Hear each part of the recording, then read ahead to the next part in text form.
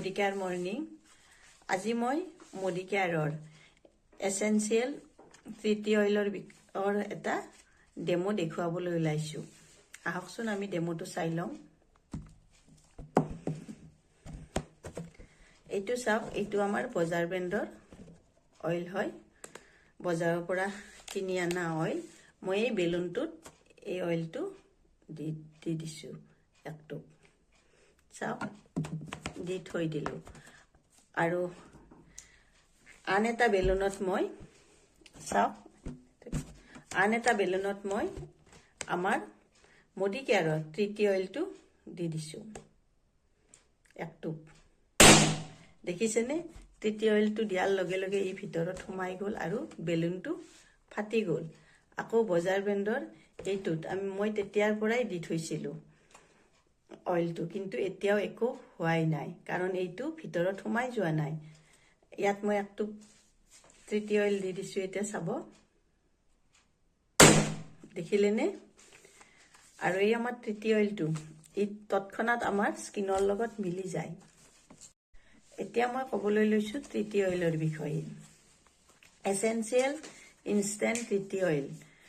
with vitamin E এইটো খুব ভাল প্ৰডাক্ট ই হল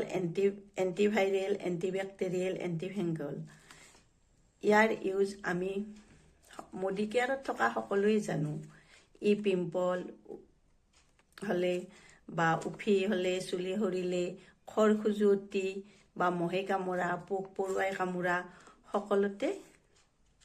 কাম কৰে বিশেষকৈ ই আমাৰ হেয়াৰ আৰু স্কিনৰ প্ৰবলেমত বহুত কামত দিয়ে ট্ৰিটি অইলে কাৰণ ই স্কিনত লগাই দিয়াৰ লগে লগে স্কিনে ইয়াক এবজৰ্ব কৰে স্কিনৰ ভিতৰত সোমাই যায় আৰু সেই কাৰণে আমাৰ কি হয় লগে লগে ইয়ে কাম দিয়া আৰম্ভ কৰে ট্ৰিটি অইল বুলি ক'লে এটা কথা মনলৈ আহে ট্ৰিটি মানে কি সাগছৰ পৰা ওলোৱা তেল নেকি অৱশ্যে প্ৰথম অৱস্থাত মই ভাবিছিলো কিন্তু সেইটো নহয় ট্ৰিটি অইল এইটো হল অষ্ট্ৰেলিয়াৰ এবিধ গছৰ পৰা বনোৱা তেল আমি ইয়াক আঙুলিৰ মূৰত লৈ পিম্পলছত লগাব পাৰো বা আমি আমাৰ ফ্ৰুট অফ আৰ্থৰ যেটো ফেয়াৰনেস জেল আছে তাৰ লগত মিহলাই মুখত লগাব পাৰো শ্যাম্পু বা তেলৰ লগত হানি আমি চুলিত লগাব পাৰো এইদৰে আমি তাৰ মানে বিভিন্ন প্ৰবলেমত ট্ৰিটি অইলটো